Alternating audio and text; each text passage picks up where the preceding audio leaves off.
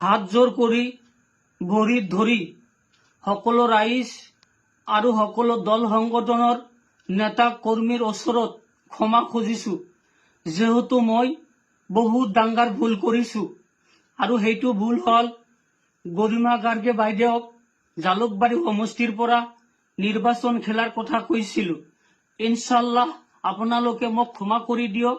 মই ৱাদা কৰিছো এনেকুৱা কথা মোৰ জিন্দগীত কেতিয়াও আৰু নকওঁ। মই ফেচবুকত দেখিবলৈ পাৰিছিলো এজন ব্যক্তিয়ে গৰিমা গাৰ্গে বাইদেউক বিজেপিৰ বিৰুদ্ধে নিৰ্বাচন খেলাৰ কথা কৈ আছে। এইটো ভিডিঅ' দেখি মই হয়তো ভিডিঅ'টো বনাইছিলো আৰু আপলোড কৰিছিলো।